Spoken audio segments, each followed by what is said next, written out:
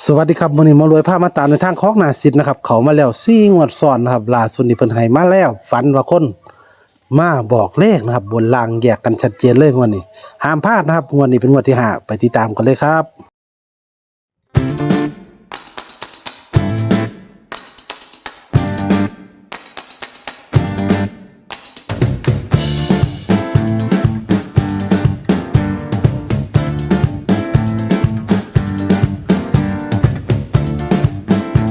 สวัสดีค่ะนาทิตย์ครับผม ครับมื้อนี้มาตามในทางของนาสิทธิ์เนาะ ค่ะ ครับผม นาสิทธิ์เด้อเนาะบ่แม่นนาทิตย์เด้อมื้อนี้เปลี่ยนชื่อใหม่แล้วเด้อนาทิตย์นี่เป็นไอ้ปอกได้ฮัดเด้อบัดนี่ เออ ต่อไปนี่ให้เป็นไอ้ปอกหมายถึงนาทิตย์เนาะ ครับผม แต่ว่าส่วนของนาซิดคือนาซิดบัดเนี่ยมันสิบ่ซ้ำกันนะบัดเนี่ย ครับ ครับขออนุญาตเด้อนะครับอยู่ซี่ทำความเข้าใจเนาะคืออันนาทิตกับนาซิดมันใกล้กันโพดมันเอฟซีงง แมนครับ ค่ะ ต่อไปนี่สิใส่ว่าอันนาทิตคือไอ้ปอกแมนนาซิดก็เป็นนาซิดคือเรา ครับชื่อเต็มรถไอ้ปอกรถ ไอ้ปอกก็ได้นับปอกก็ได้ ครับผมอยากจะถนัดครับ อันนี้เป็นเลขนาซิดเนาะ ครับผม วาดเพิ่นเขาจังหวัดแล้ว4งวดเลยเนาะ ครับ4งวดแล้วครับนี่แหละงวดที่งวดที่5เนาะ 5ครับผม เพิ่นก็น้อยเพิ่นก็เขาดีอยู่เด้อฮะเที่ยก็ได้เนาะเขา แม ดี น แต่ ครับ ว่า เขาดีอยู่ครับผม วาดเพิ่นน้อยมือวันน่ะ โอ้เมื่อวานเพิ่นก็หายอยู่ครับแต่มันไปออกจะบ่กินเพิ่น 3ตัวแม่นบ่3ตัวแตกแม่นบ่ เห็นอยู่ว่า แม่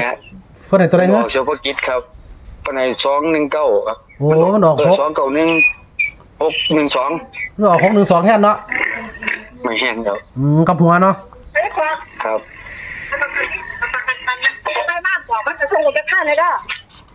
ครับอยากมูไปกีฬา โอ้นักกีฬา เส้ บ่ นเยอะ นักกีฬาผู้เฒ่าบ่ กีฬาอบตกีฬาอบต แม่เพิ่นสิเล่นหยังล่ะ มีปล่อยไปเสียลูกเสียหลานตัว เจนว่าเป็นนึกว่าเป็นนักกีฬา เพราะว่าเพิ่นก็เจ้าไปแข่งกีฬาตัว เห็นกีฬาอบ เพิ่น ต กีฬาอบตแม่นครับบ้านนี้ไปเบิดบ้านเด้อไปเบิ เพิ่ ด นบ้านม่วนเนาะบ้านนี่เนาะเขาเจะกิจกรรมวันนี้ดี แม่ บ้านนี่ แม่นครับ แต่เพิ่นเป็นบ้านน้อยมันก็สิบ่หลายอันใด ครั เนาะ บแกนเงินบริจาคนักกีฬาเป็นหมื่นอยู่ที่ เออ เงินละ300 400ครับ เดี๋ยวทำกิจกรรมเนาะบ้านนี่เนาะ แม่นหลวงพ่อก็บริจาคละ1,000อยู่เด้อาจารย์เพิ่นนะครับ เอ้ามื้อนี้ก็สิมาตามนาซิดฝันนะครับนาทิตไอ้ปอก เพิ่นฝันว่าคนมาเขียนให้ครับ เป็น คือเก่าเลย เป็นมีหญิงคือเอาบ่หรือบ่ได้ แมนครับ เป็นคนมาเขียนให้ เก่าครับ เป็นมีหญิง แม คือเอา นครับผม ตัวเพิ่นขอเนี่ยเพิ่นขอเป็นลาวบ่ เล่าพัฒนาเลยครับเหมือนแรงเลยบ่ได้เพิ่นขอเล่าพัฒนาครับ บ่ได้ขอน้อยเนาะ แมนครับบ่แม่นคนเขียนให้มีคนมาเว้านะ โอ้คนมาเว้า มียิ่งมาเว้าว่าเลขหวยออกนะเข้าใจบ่บอกหวยออกแล้วนะ ออกแล้ว เล่าพัฒนามันยิ่งนะแล้วว่า รอดตัวได้แล้วนาทิต ฝันของเพิ่นว่าข้างบน3-4ข้างล่าง14พะนะว่า 3-4 แม่นกับอยากบนอยากล่างเลยเด้ 14แม่นเพิ่นก็ว่าก็แล้วก็เพิ่นก็วางซั่นนะแต่เพิ่นให้2คู่แค่นั้นแหละ เฮาก็ซื้อบนซื้อล่างโลด บนเลือกลางเลยแม่นบนเลือกลางซะละ ก็สิเขียนไม่ดอกเขียนบนล่างเลยล่ะครับแต่ว่ากัน3ให้แล้วเพิ่นไม่เด้อมันเป็น8เพิ่นก็กลับมาทีนึงบ่ แม่นเอามันเป็น8เด้อครับ84 83กับ14แค่นั้นแหละครับ3หางแค่นั้นแหละแต่เรามักกันนะเราชอบมันคือ34เพิ่นมัก34มาบ่เนี่ย ครับ กันนี่84เนาะ กับ14อ่ะนะครับลองเบิ่ง14 34นั่นแหละแต่ว่าตัวกันไว้ก็คือแล้วบอกกันที่8 84นะครับกันไว้ กันไว้เนาะ ครับมันออกมาว่าสิเฮาบริการให้ FC เพิ่นนะ ผมเพิ่นซื้อได้กันมึงบ่ค่อยได้กันนี่เนาะ ถ้าแม่นบ่ค่อยได้กันดอกแต่เฮาก็กันไว้แน่นะครับ อะไรมันก็เกิดขึ้นได้หรอกกันนั่น ก็บ่เป็นหยังเนาะ ตามเป็น8ให้เพิ่นเลยครับ โอ้เป็นไม่งี้เป็นผีมียิ่งมาบอก แม่นแต่ว่าผีเป็นยิ่งแล้วมันบอกเฮาไปแล้วว่า ได้ออก โอ้แม่นได้ออกเด้อขบวน3Gแล้วข้างล่าง10Gมาแล้วอ่ะ บนออก3-4รางออก14 แม่ เอา น ลองเบิ่งพี่น้อง แม่นครับ ลองเบิ่ง เจอแม่นลองเบิ่งเด้อครับ10Gก็มักกับพี่จะน่าเบิ่งนะครับบ่มักก็ท่านแบบแค่นั้นแหละนะครับเนาะ ครับก็มี ดวงเนี่ยผู้ใดมีวาสนานำ ก็มี FC เพิ่นฝากน้ำคิดน้ำใจมาหลายคนอยู่เนาะทั้งหน้าทิศทั้งหน้าเสียดทั้งสังสิมมาละทั้งหลวงปู่ ครับ นะครับเดี๋ยวรวบส่งให้เนาะ ครับก็บอกเพิ่นอยู่ดอกเดียวเด้ออีกรอวันเสาร์เด้อเดี๋ยวดอกเดี๋ยวเอามาให้ดอกกันนะคะแนนเพิ่นให้หาดอก คะแนนกำลังสิว่าสิรวบมื้อนี้ล่ะสิรวบน้อยๆล่ะเดี๋ยวโอนไปให้ ครับผ เดี๋ยว ม คะแนนส่งไปให้นะครับ ขอบคุณครับเจ็บซี่หลายๆเด้อ ครับผม มึงว่านี่ก็มันโชคดีนำกันครับหางวดที่หาครับ เขาอยู่เด้อเนาะ ครับผม FC ก็ทาก็ยังได้ มันใจเลยแล้วก็มันใจกันแหละคักก็งวดก้อนพอดีแล้วว่า เจ้แล้วคักของก้อนอยู่เด้อ แมนเพราะว่างวดก้อนเขามาแกนแห่อันนี้เขามาบอกว่ามันออกนะ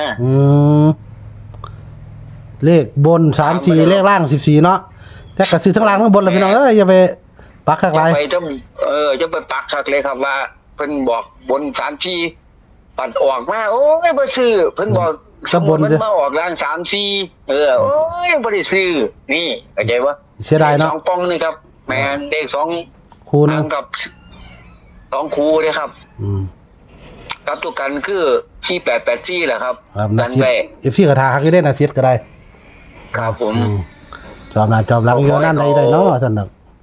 ครับขอให้เขางวดที่หาเด้อครับเก็บที่ โชคขมานเนาะไอ้ตุ้ยเนาะ ครับครับผม เพิ่นก็เว้าให้ฟังแล้วว่าติ ครับคุณกระบอกฟังหน่อยครับ ว่าอันมียิ่งมาบอก ครับนี่มันยิ่งมากบอกมันนะว่านี่วันนี้มาว่าว่ามันบอกเลยข้างบน3ทีข้างล่าง10ทีมันนะว่า ว่านี่ บอก ช่วงนี้เขาเจ้าสิว่าโอ้ช่วงนี้แม่นสุดคนน่าสิทธิ์ในเราว่าช่วงนี้ แม่นหางวดฟาดเลย นี่สิบอกฮักอยู่เด้วันนี้เนาะ แม่นครับครับงวดแล้วก็10เกตเต็มๆเนาะ แล้ว คิดว่าได้แล้ว แล้วไอ้ปอกได้บ่เมื่อคืนนี่ของ บอกให้ เอาลงไปแล้วดิ เขาลงไปลงเอาเลยเนาะลงเอาเลยเนาะ ลง ลงแล้วครับลงแล้วครับให้ไปแล้วครับให้เขาเจ้าไปเบิ่งนี่พุ่นแหละครับมันสิสับสนกับเลขนาซิด โอ้มีของหน้าทิศนี่ต่อไปไอ้ปอกส่วนของหน้าทิศก็คือหน้าทิศคือเก่า ครับ เนาะ ครับเพิ่นก็ซื้อเก่าเนาะครับ เอาพี่น้องวันนี้ เปลี่ยชื่อเพิ่น วันนี้เอาเบิ่งของหน้าทิศของหน้าทิศเฮ้ย ครับ เอามีตุ้ยตัวใดมีตุ้ยบ่ฟังแน่ ของนาซิดเพิ่นว่ามีไม่ยิ่งมาห้องบอกเพราะเพิ่นว่า ครับผม 3-4เป็นบน14เป็นล่างเนาะค่ะ ตัวกันก็คือ8-4เนาะค่ะ หรือผู้ใดว่าดังกับกัน74ก็ได้ตัวหนึง ครับ เนาะ กันเบิ่งเลยครับผม 14เป็น7-4 ตัวนี้มันบ่ค่อยได้กันบ่ได้ของเรา ของเราบ่ค่อยกันดอกเด้อว่าโป่งๆโดดแล้วว่า แต่ว่าเขาก็อยากให้ เลขแม่น ก็ระวังไว้แค่นั้นล่ะเนาะ ครับ แต่ว่าแล้วก็ว่าเลขเราอันไหนตัวใดก็ให้ตัวนั้นนี่แหละว่ามันว่าถ้าเฮาก็กันไว้นะเพราะว่า FT บอก FT เพิ่นนำนะมันก็รู้อยู่ดอก ครับ อะไรมันก็เกิดขึ้นได้แม่นบ่ล่ะ ครับ ค่ะแม่นค่ะ อืม โชคๆมันมา มั่ นำ นใจ นา เลย สิ ก็ เด้ บ่ อ ได้นะครับผมครับผม ครับขอบคุณนะ อันนี้ตามสักพักของหลวงปู่ด้วยครับบาท ขอบคุณอัน ครับผม ไอ้ปอกหลายๆที่เอาเรื่องนาซิดมาให้ ค่ะ นะเดี๋ยว ครับผม เดี๋ยว